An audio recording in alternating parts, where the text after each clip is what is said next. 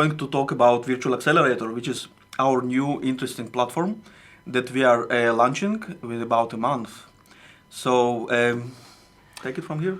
Well, I'm a little worried because I'm getting quite a lot here, people coming in saying they can't actually hear us and that there's some sound issues that hopefully have now been sorted out. Well, so, I'm a little worried because I'm getting quite a lot here. Didn't get that. Would you just hear us and that there's some sound issues? Just said, I think there's been a lot of feedback. Hopefully, have now been sorted out. Well, I'm a little worried because I'm getting quite a lot here to repeat what he just said. Can you see somebody says that we can hear us? They can now. I'm getting lots of people saying, "Oh, that's better. Thank you. I can hear you." Okay. Let's start from the beginning. Okay. Well, as I said, we're here in Shoreditch, London.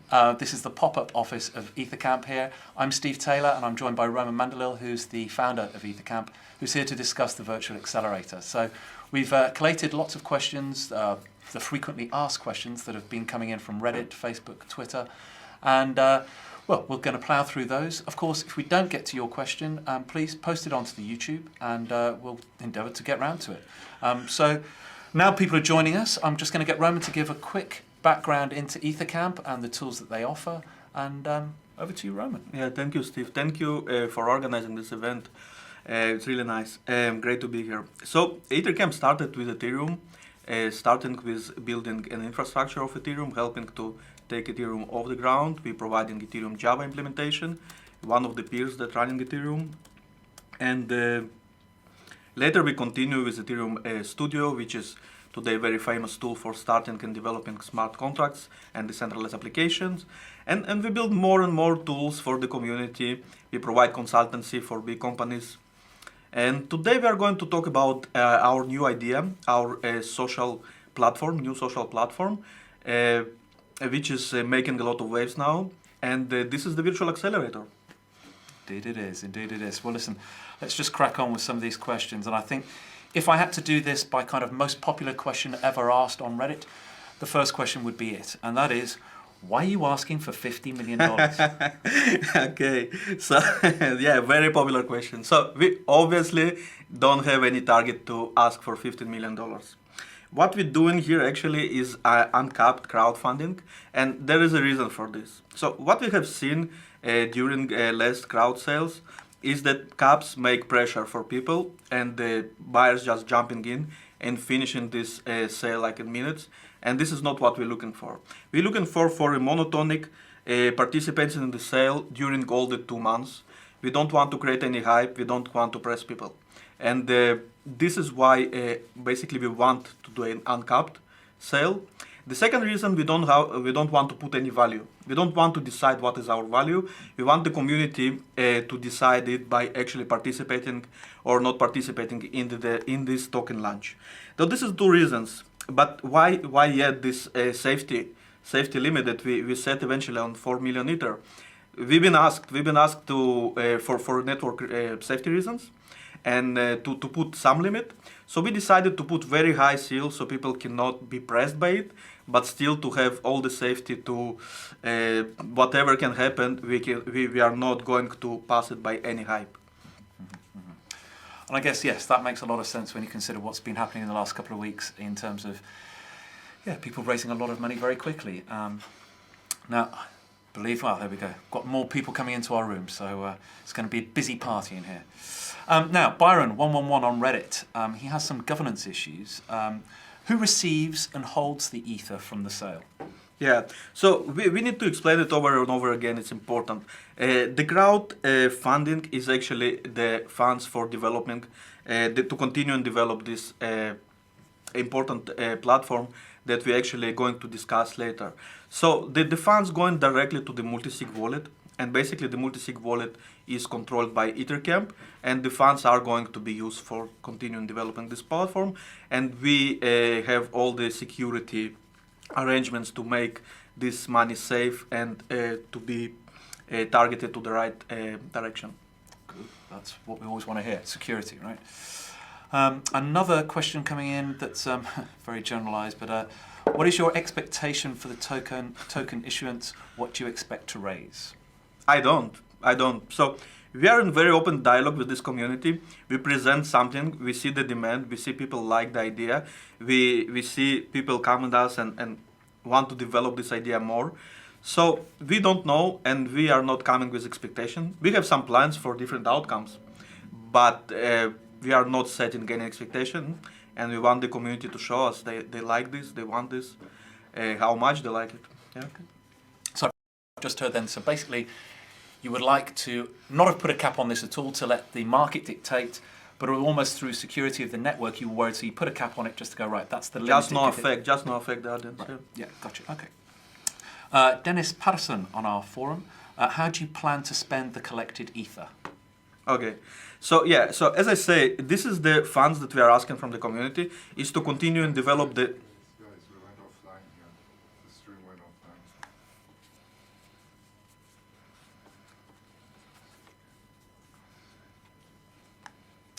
Hopefully, in case you are watching this and we're not offline, I'll just keep talking to you, but we believe the stream's broken. Yeah, we're back on. Okay, apparently we're having technical issues here, but hopefully you haven't lost too much. I'm just going to recap on the last question posed, which was by Dennis Patterson on our forum. How do you plan to spend the collected ether? Yeah, so the collected ether, as I said before, and I hopefully the technical issues is not going to going to disturb this answer. So the ether that we are asking is basically the funds that we are asking, the crowdfunding, is for continuing to develop this important platform. And we have a concrete plan, a concrete diagram for any outcome of this sale. And basically, if you go to our sale.ether.camp, you will see a description of how these funds are going to be used in different options on different outcomes of this crowdfunding. Okay. Well, I think that kind of that seems to be all about the funding elements of this. Let's move on a bit to the campaign because, well, listen, we might as well address this now. A lot has been said about this. Are you using sock puppet accounts on your Reddit account? Okay, so this is super important. Yeah, so EtherCamp and myself, we reject strongly any using of fake accounts. We ask all of our fans, we know you want to help us, but obviously it's not helping in doing the opposite. We don't want any fake accounts, and we are not doing this and not planning to do this. And on a personal level, I think it was on Friday where I got accused of being a sock puppet. It's under my name, Steve_T. So I can assure you, I'm not a sock puppet. You can see me here and live, and therefore maybe if people are making mistakes on me, maybe they've made other mistakes. But listen, people are criticising you for doing an aggressive PR campaign. I mean, how do you feel about that? Do you want to comment on it? Yeah, well, there is some truth in this because we are super excited. Like, we are super excited to think we are doing something really great here. We solve real problem. We help taking a very young seed level or idea level startups off the ground. And we are super excited. We see all the good feedback that we have, and this is why we want to tell everybody about this. And this is where the excitement coming from. So if somebody got it a little bit wrong, I really apologize for the excitement that we project. We try to be more adequate with the people that still don't see what we're doing here. Okay, fair enough. Well, listen, I think it's time to move on to the platform itself. We've had a lot of questions on this subject. So I'm going to start with Mucha, who's on our forum, and a few others who've asked, are you trying to deploy another DAO, a DAO 2.0? Okay, sounds like people have very traumatic experience with the DAO. We actually been there to identify problems in DAO, and trying to help to solve it.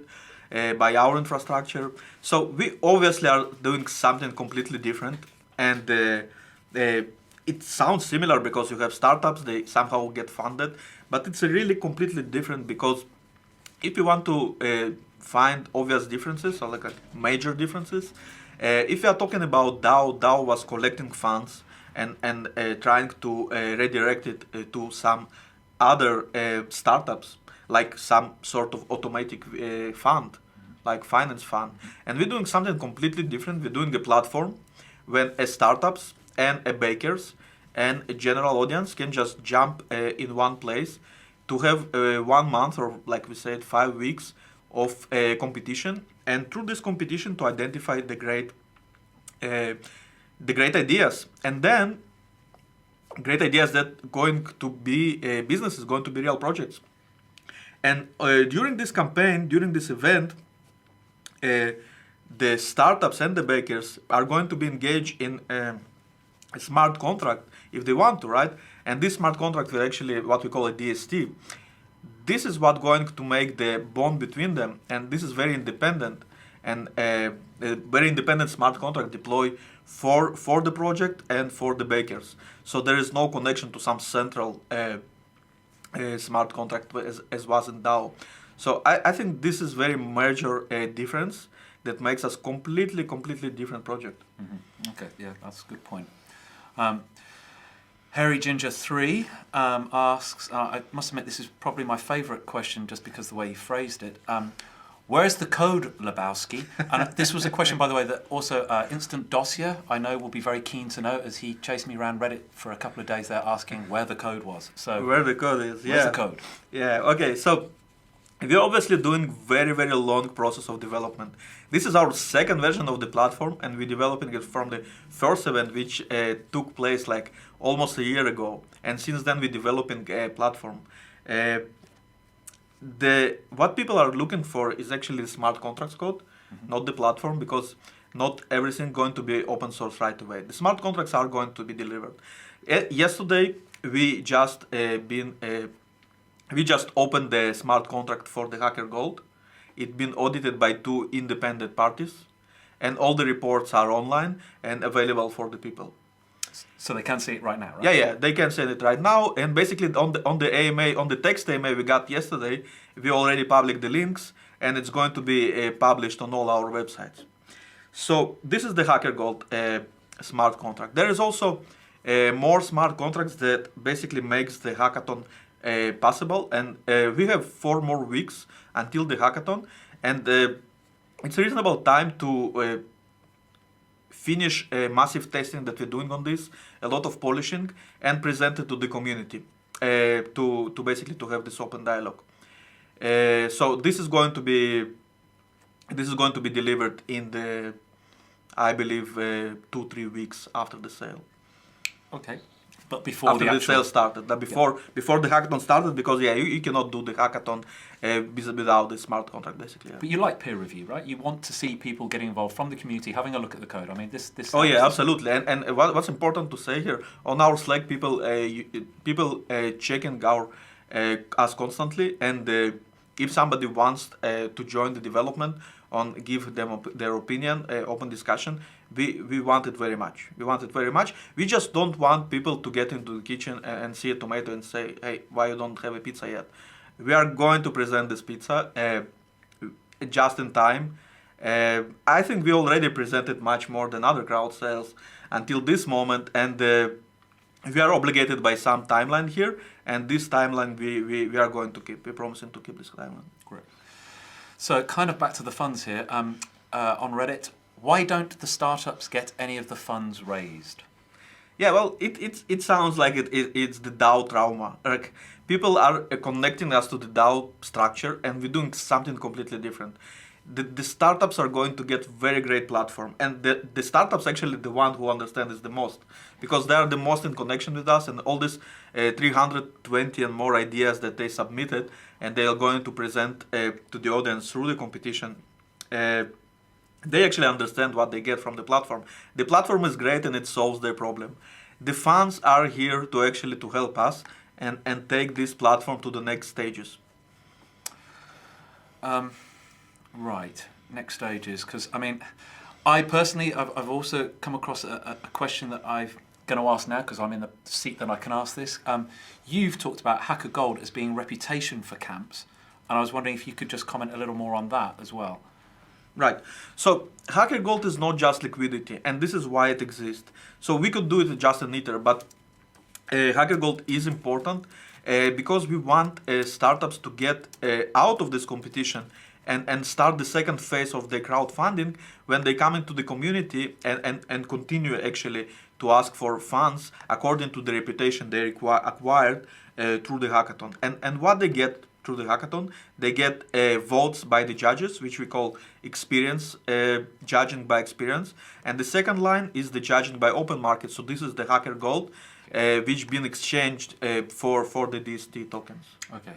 So when you say that HackerGold has value, it's because it will circulate into future virtual accelerators and hackathons. I mean, it's going to keep on going, right? Yeah. So this is important. This is obviously not the last one. This is just starting the cycles of hackathon that we're going to do.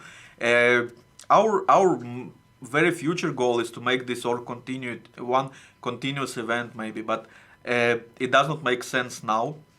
We're talking about HackerGold being more and more popular because this platform helps startups for real to take off the ground, and this is what will make the circulation go on. So I've just got a question come in from one of our judges, Simon. When will the code for the camps be available? How will communication on the camps be organized? Code of the camps. Yes. So there is a page. There is a page on the event. Basically, when we start the event, you're going to see the platform, and on this platform, you're going to the camps are going to be able to fill their information on this page and present it to the public. Present their GitHub channels, their Gitter channels, their presentations, their prototypes. Have open discussions with the bakers. This is all will happen as the hackathon will start. Okay. Hopefully that helps, Simon. So on our forum, do you promise a revenue stream through HackerGold? Well, we don't promise any shares or revenue stream or IP. We are compliant with the American SEC rules, and we don't do anything like this. Okay. Virtuosio7 on Twitter, can you clarify the DST contract? Right. So what is a DST contract? DST contract stays for decentralized startup team. And what it says, it basically manages the first funding that startups gets, and the rights of the bakers that gives this funding to the startup. This is the DST contract. So on one hand, it holds all the funds that the startups are going to use to develop actual project and deliver their idea. And it also ensures that the bakers that gives these funds to the startups are not left behind, and they actually have some power inside the startup. And in some very, very rare and extreme use cases, they even can terminate the project. Okay, right. Yeah, hopefully that's very rare and won't be happening. We don't want. On our Slack, is a DST is a DST code a law enforcing contract? Law enforcing. So it's a social contract between people that enforced by constraints inside the smart contract. So I think this is the idea of law, right? So the constraint inside, like if you're talking about the state law, so probably not. But it's talking about law of that the bakers and the project decide between themselves, and this law is enforced by the constraint inside the smart contract. Okay. So, yeah, I'm just thinking code as law. I've heard that somewhere before, I think. Yeah, it is. Yeah. BTC Macaron, sorry if that's the wrong way to phrase that. Are the teams obligated to use a DST system? Yeah, this is a very good question. So if you're part of the hackathon, you basically are not obligated to do DST contract. You can just participate in competition. You can just get the votes from the judges, and maybe also win the first place and the first reward. But you do want because we do believe that they're going to be the second line of the competition, which is who gets more reputation points, who gets more HackerGold, which is basically say something about what you do. Okay. But just to summarize, you are not obligated. Yeah, good. That's because again, I think we've heard in the past people saying that they've got a DAO that they want to put into our system, but they didn't want to issue tokens. And again, it was just trying to clarify that you don't have to be part of this DST. If system. you don't want, you don't have to. Yeah, we're not very. You don't enforce things on people. I've noticed that. No. There is very, very. We love freedom. We love people to decide for themselves. Yeah. Daphnes Nost on email. Can you explain the impeachment needs and process? Mm-hmm. I think you just touched on that earlier on, didn't you? So, Yeah, this is the extreme use case. Nobody wants to go there, but sometimes it happens. And the extreme use case is when we see that backers give funds to the startup and then they lose completely the trust into the team that's running the startup. There is a project, there is a constraint in inside the DST. It's part of the code, so they can submit a proposal to remove a team that basically controlling this DST, and it's done. They can assign their own admin of this contract with the one reason actually to get the funds back and terminate the project. So this is very safety mechanism. There is 70% votes that required. It's very high for this reason. To not getting this often, we don't believe in our world is going to be happening too often, but it gives some power in extreme use cases. Yeah. I think a few people seem to be interested in this. We've got a few more on our Slack. Can you explain how a vote on a camp's DST resources work? I guess, how can you vote on their funds that they've raised? Yeah. Okay, so once the funds are inside the DST and they are unfrozen, and basically a team want to continue and to develop their project, they are not getting all the funds directly to their free usage. What they need to do is submit a proposal to the DST. And what's interesting here, they don't need to approve. They don't need to get approved by the bakers. They just need to wait some time, and this proposal is automatically approved by time. What the bakers can do, they can reject the proposal if they think that startups are doing something not correct. So the votes of the bakers is basically on rejection of proposal, but not for approving. So this gives us the idea that the startups can move fast, but the bakers don't have to be nudged to vote for something and be completely attached to what's going on. But if something bad is going on, they can step forward and have some power. Okay, that helps. I've got to say, by the way, I'm very impressed. I know you're speaking English, which is your third language, right? This isn't your second, this is your third language. I can barely speak English and it's my first language. I study my English as this project goes. Yeah, right, okay. Okay, so moving on. Who gets to govern and vote on a camp's proposal? Who gets? To govern and vote on a camp's proposal. Which I guess you've just touched on. Yeah. We just touched this. So it's the bakers who basically gave the funds. They hacker gold on the time of the hackathon. They gave this hacker gold to the startup. They got the DST tokens, so they have the preferred voting rights, and these voting rights give them the power. All the crowdfunding later that the DST is going to probably do. Don't give any such rights. Okay, I'm getting a couple of questions coming in, but I'm actually going to pause that because I think we're going to touch on this in a second. It's one of our Sybil attacks, which we'll get to in a moment. But do I get a share in the startups by giving them hacker gold? Again, I know you've touched on this, but people keep asking. So no share, nor IP sharing. No any ownership rights. You want to ensure that bakers get only what the DST actually constrained them, which is the tokens of the startup. Yeah. So why use hacker gold rather than letting users back the projects directly with Ether?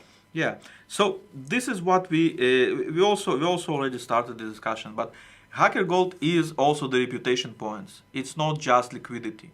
It's something that exists for this point to be some bridge in some point of time, and so if you want good explanation for this is like being a prediction market on startup success in very early stage.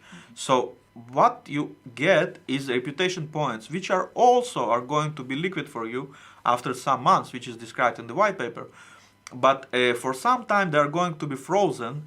And you can use them as saying, okay, this is how much I collected, and this is how much people gave it to me. So probably I have some value here, right? Mm-hmm. But it's not intermediate liquidity for the resources.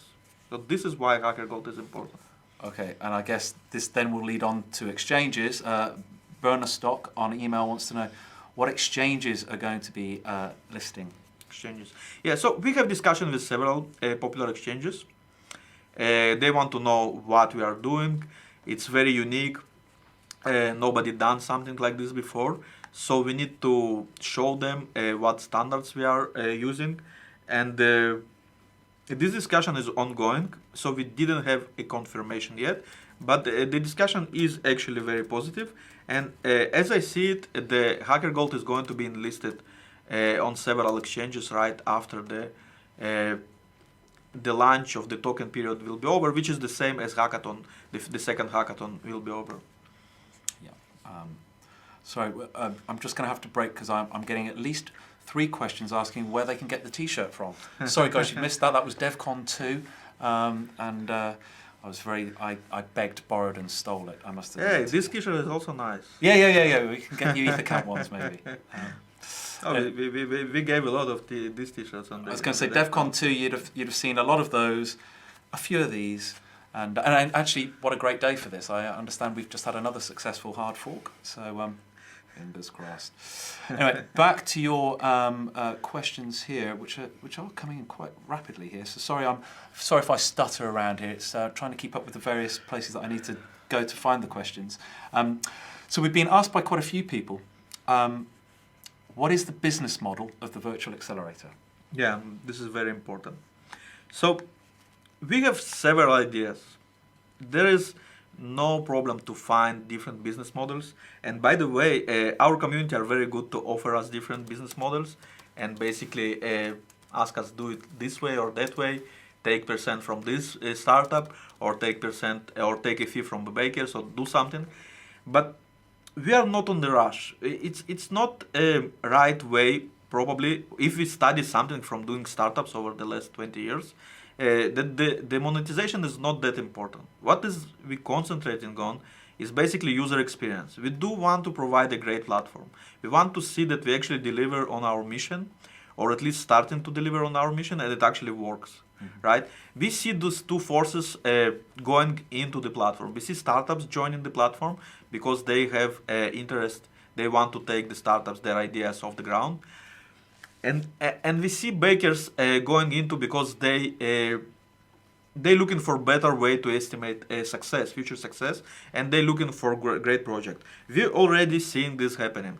So these two forces, if we are going to provide their needs, we are going to see this platform flourishing, and then maybe we can start and basically ask for a look for concrete monetization, for concrete business model.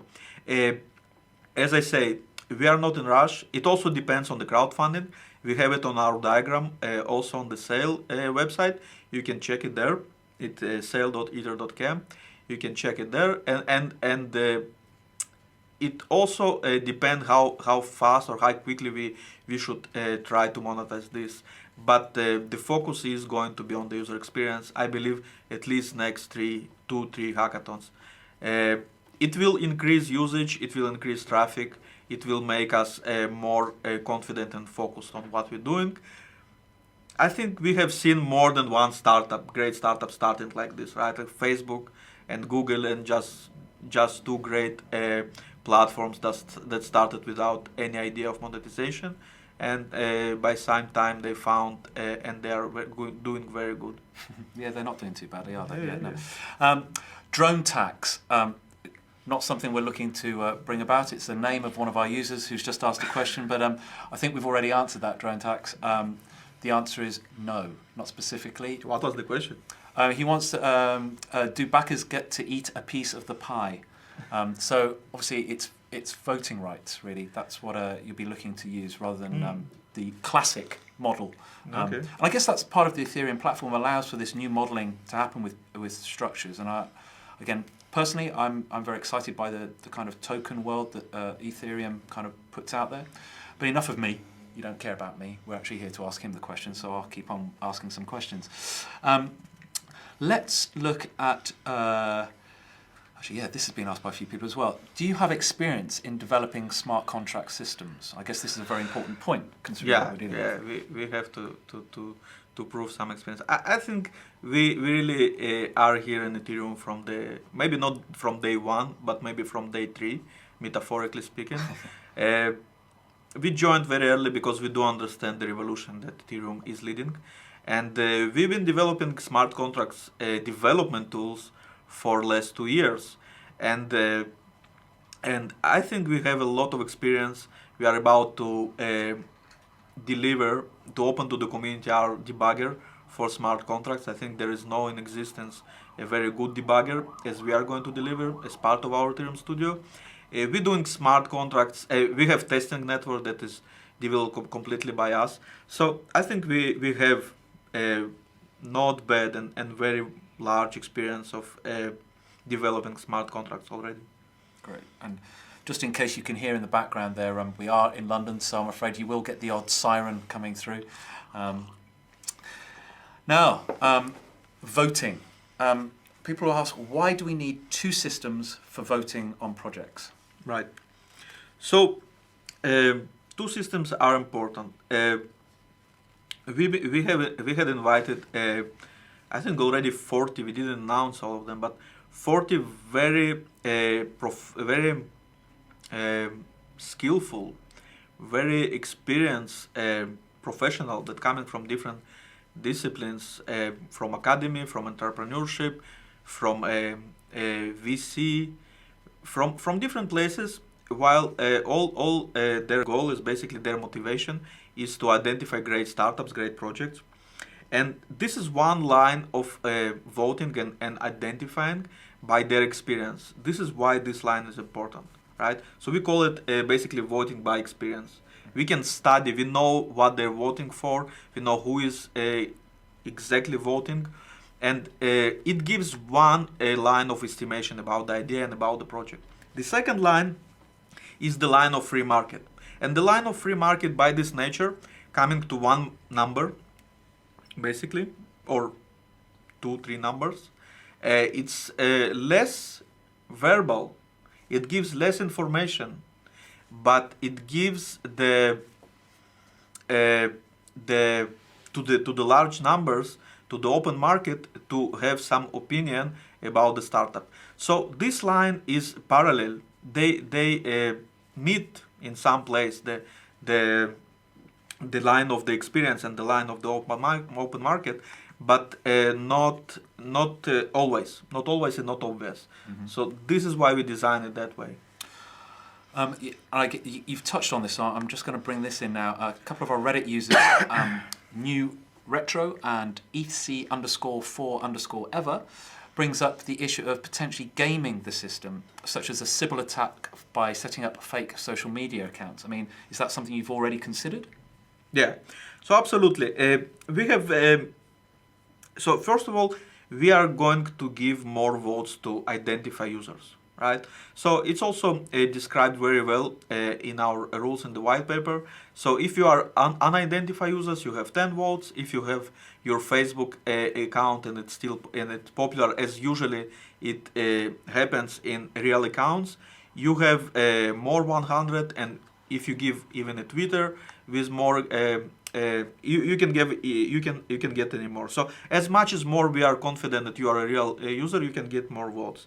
This is first, but it's not enough, and probably there are going to be people that are going to try to create a lot of fake emails, a lot of fake Facebook accounts, and we really keep our right to disqualify teams for this. We don't have much rules. We're trying to be as open as possible to give judges their way to actually to decide by what they believe into it. So we don't apply any rules, but we have the right to watch what accounts are voting, where are they coming from, what are the emails, and we are going to if we are going to identify, we have smart tools behind the scenes basically to identify Sybil attacks. It's not very hard, because if you provide fake Twitter accounts or fake Facebook accounts, it's very, very easy to identify this. And we are going to disqualify teams by that, for that. Okay, you've been warned. again, I'm going to struggle pronouncing this correctly, but Lucretiant on email has a couple of questions on our judges. What is the role of the judge in this event? And do the judges have any connection to EtherCamp as a company? Are they paid to promote the launch? So I think we already touched on the role. Yep. We want their experience, we want their opinion. Very important to say we are not paying to judges. They are here to completely contribute their free time. Their motivation is innovation. They are curious. This is a very interesting domain. This is very revolutionary technology, and this is why they are here.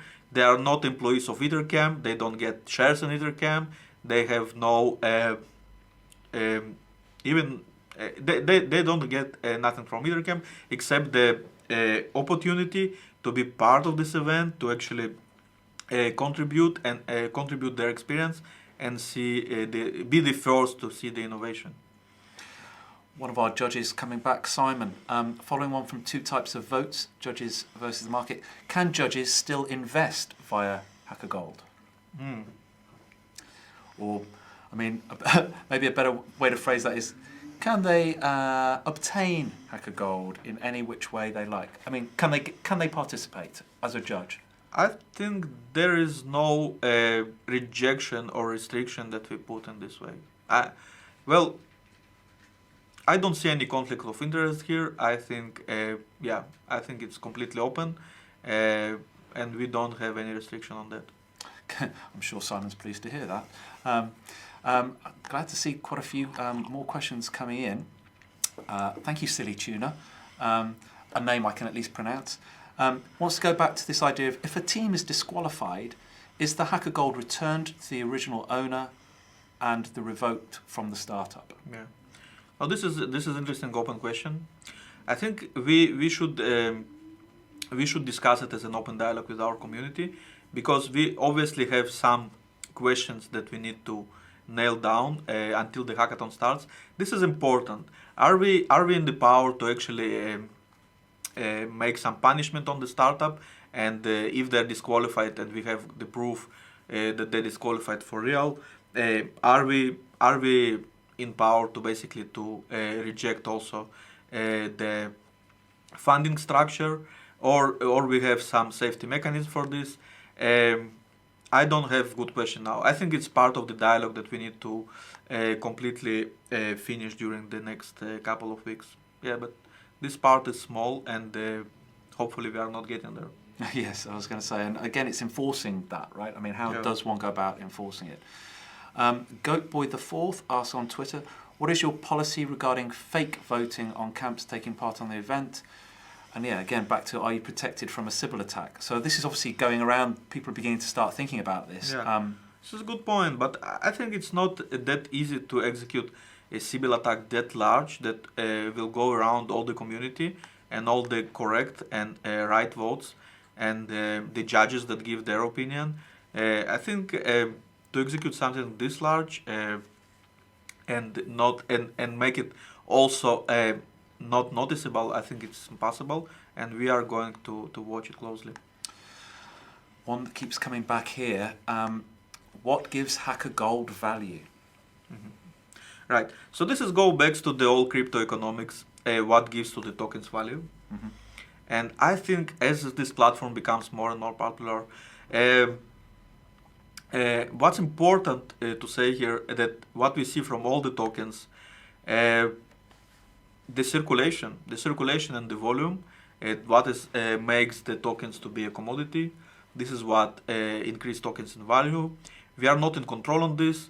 We hopefully somehow it's going to happen, but we are not going to say that the platform is the one that's going to make this happen. I'm going to say it's almost like the ideas that get put forward, the platform, right.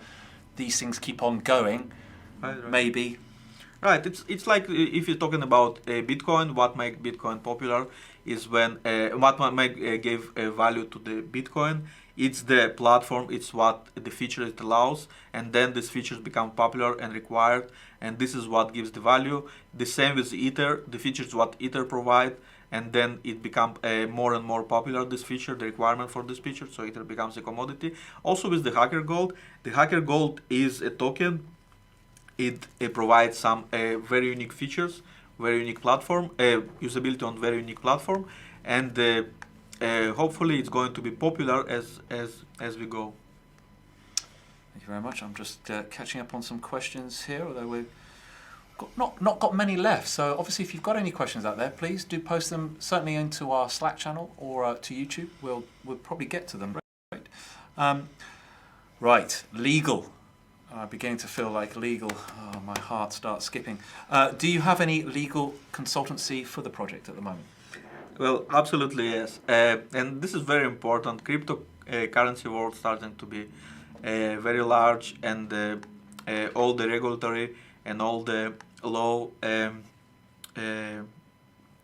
governance starting to look into different projects.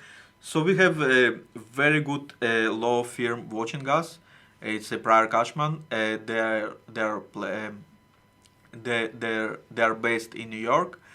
They are not like, it's very public, and we can also announce now that they also because they like the idea, they're not just giving us the legal advice, but they also very like the idea. So they decided also to be sponsors on the event, and we are going to publish their logo on our sponsors board as well. So we are in very productive discussion with them over the last months, checking all our structure and checking our compatibility, let's say, with the laws and the restriction and the different regulation. We want to be here very, very transparent and compliant. Great. Another one of our judges is watching. Hello, Suzanne. Why can people only join one project at a time? Now, I've actually been answering this on Slack and kind of saying, well, we can't really enforce that. I mean, we talk about executive teams. What are the thoughts on one project, one person? Well, we do believe in focus. I think it is important. Like, I don't think that seriously a programmer can concentrate on 3 different projects. It's not real, and we want to reflect it on the platform. We are not going to disqualify for this. If you are going to game this, and I don't think we are going to look after this or punish after this. But the platform actually has very small restrictions. One of them is not more than 4 people in the project, and 1 identity per project. So actually to reflect some reality, some real what we see from real startups. Right. Because I'm going to say, if you're a Solidity developer, and I should point out I'm a non-dev here, so if I start talking nonsense, forgive me. But if you're a Solidity developer, you probably need to focus here, right, on one project. If you're, however, a designer who's just been asked to come up with a nice logo, you can probably work on a couple of projects over a 5-week period. I mean, that, in my mind, that would make sense. But you prefer them not to. You prefer the designers to stay with the one team throughout. Yeah, we want to see not freelancer devs, but actually people that come together around the idea, and this is what they're going to focus during some next large period. This is what they're going for, right? So you cannot really go into 3-4 different directions, right? So this is what we like. This is let's say this is not a good sign. If you're going to, we are talking about virtual accelerator. If we are talking about real accelerator, we don't see people assigned to 2 different teams to the real accelerator, right? They basically come in teams, and they join the program of different accelerators, and they want to take something off the ground.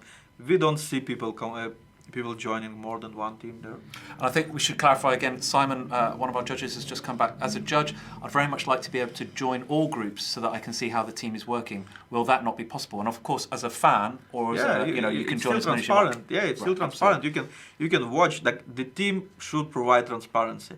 This is how they get kudos from judges. This is how they get respect, because this is what this hackathon for. The teams are not just projecting an idea or some prototype at the end. They're projecting the ability of this team to actually operate around the idea, operate around the project, make it happen. And this is what judges want to see. They want to see the team working together and in very transparent way, providing what they are doing. I was going to say gentleman, I guess that's a bit of by me, but Dunning-Krugerrans, who has been absolutely brilliant on Reddit. He's been very, I think, balanced in his views. I keep saying he, I'm assuming it is a he. Gave us quite a few questions last night, one of which I think is essential here. Why are startups limited to 5x what they sell during the hackathon? Now, I know you've got some comments on this. Yeah, so we removed this. We actually removed this from the rules, and it is outcome of our open discussion with the community. We actually discussed it over and over again, and we decided there is no. It does not make sense to obligate. We don't want to obligate startups if you don't want to, if there is no good reason for this, and there is no. So the startups can go and very openly to offer their token after the hackathon without any restriction. In some point of view, they probably want to say their obtainers, the people who are going to acquire the token by them, that hey guys, now we have the function that we can execute and then we cannot issue more tokens. So this is important, right? Because there is a value for a limited quantity. So this is also going to be part of the DST, but no 5x restriction. Great, great. And Dunning-Krugerans, I'm sorry, I know you've asked quite a few other questions. I'm just going to move on to some others to start with, and maybe we'll come back.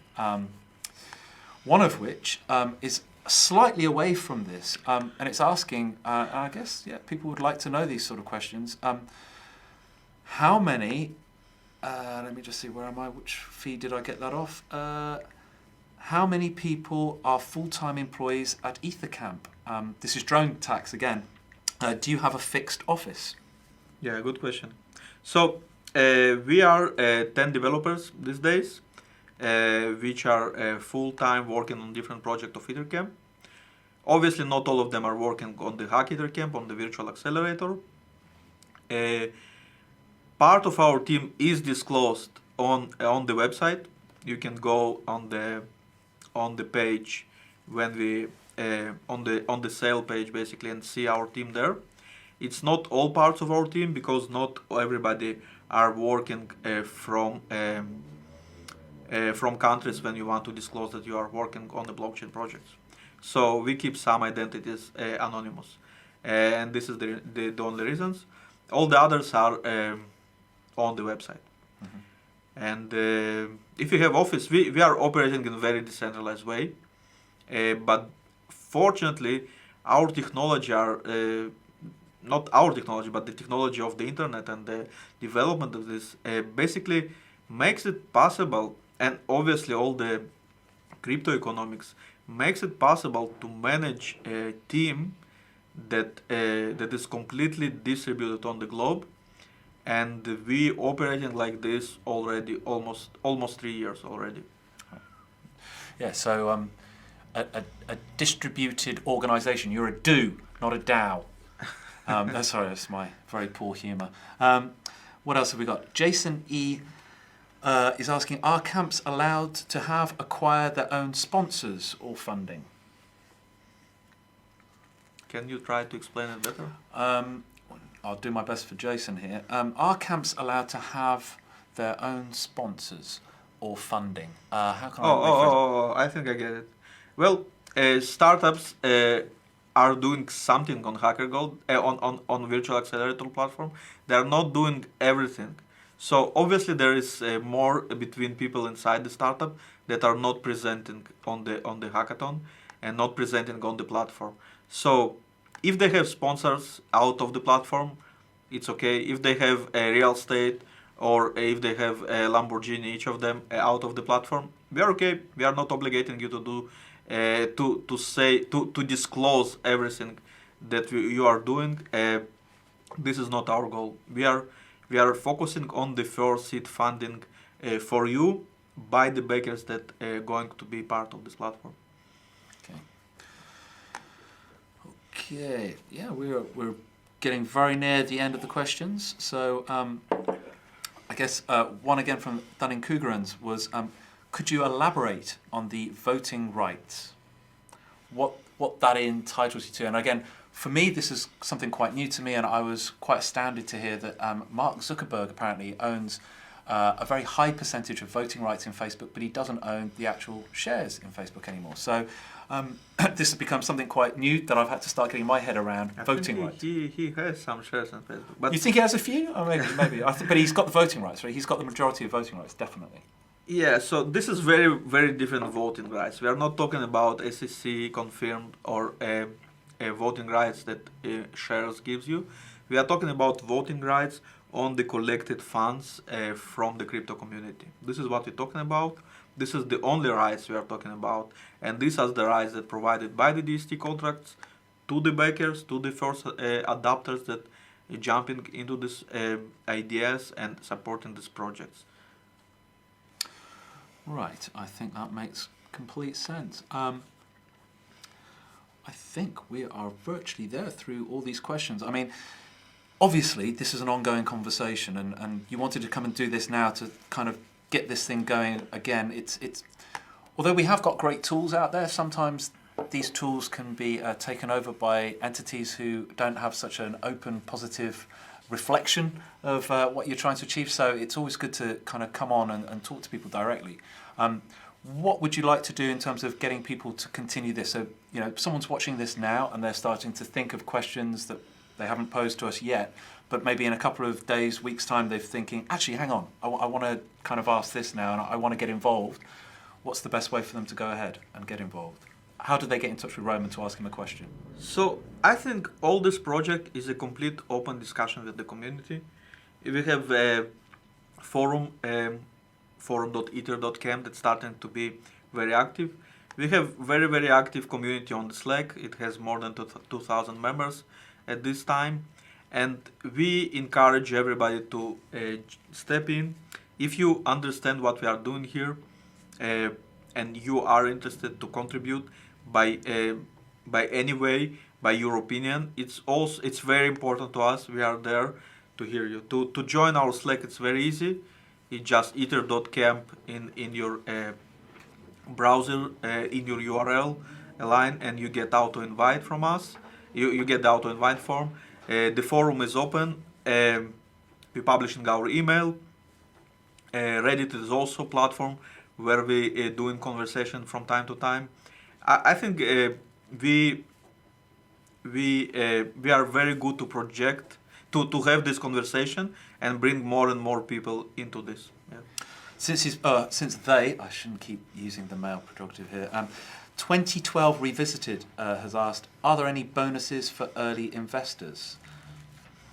We are not doing investor. Well, I was going to say, number one, we're not offering investing here. But I guess so. Maybe we'll touch it this way.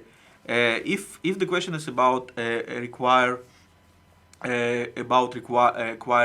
hacker gold, so there is a price rise, and we want people who are confident in our project and joining the first ones to be rewarded. So they are going to get the best Ether price for this. After some time, the price go up. If we are talking about baking DST projects, so the rights that the bakers get into these funds, into this option to use the funds later, this is their bonus, this is their power inside the project. So this is different aspects probably, but hopefully it answered the question. I think so. Just thinking if there's anything here I could really get out to you.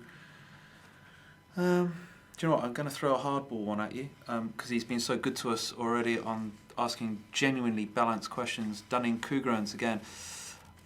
As EtherCamp is sponsored by Rootstock, and I didn't know you were sponsored by Rootstock, but there you go. As EtherCamp is sponsored by Rootstock, can you give any guarantee that hack.ether.camp will focus on the main chain? Okay, so we have very good connection with Rootstock. This is great idea and this is great people. We're also providing the tools for developing smart contracts on the Rootstock platform, and we announced on this on the DevCon 2. And we think this collaboration is awesome. We have a lot of respect to this team. We running and as this being said, and we invited some of this of the members of Rootstock to be judges on the hackathon. You can see them on the judges page. I think we didn't announce all of them, but Sergio is there, and we are happy to have them sponsoring the event. As all this being said, we love Ethereum Live Network, and this is our main network when we operate, and this is our main network to provide smart contracts, to provide new ideas, and to operate as this is where we want to deploy everything what we do. So I think there is no doubts there that we are going to deliver only on Ethereum Live Network and see these startups using only Ethereum Live Network for the smart contracts. Great stuff. I'm thinking that is pretty much it, guys. I don't think I've got many more questions. Well, I've got no more questions here in front of me. If you have any more questions, please post them to our Slack. Whatever you do, yeah, stay in touch with us. Let's keep the conversation going. And thank you very much for watching. I was going to just ask you, Romy, if there's anything you'd just like to say as a kind of summary of what we need to go away from this discussion with. Yeah, well, if I need to summarize this already, so first of all, thank you for you. It was great, and I think the questions are important. This question is part of our dialogue, our open dialogue with the community. I think this community is the engine behind Ether, behind the smart contracts, and I think we've been working very unique way, trying to surprise with great tools. I'm talking about EtherCamp, and bring great tools to the community. So, as been this all been said, I want to invite once again everybody to continue to talk with us on different channels. And about the launch of the token that we started in 2 days, basically on this Thursday, we asking people to use their best judgment if they want to be part of this, if they are completely confident and they completely understand what we are doing here. So they are invited to join right away, but they have time. They don't need to be in rush. They can join after 1 week or after 2 weeks, or when the hackathon starts, or when the hackathon is in the middle, or just before the end. So everybody are invited, and we will do our best to provide you with great tools here. And on that note, thank you very much. Thank you, Thank Roman. you. Thank Thank you. you. And yeah, please stay tuned for anything else on our Slack channel, and please jump into our forum as well. Thanks very much for watching. We'll catch you soon.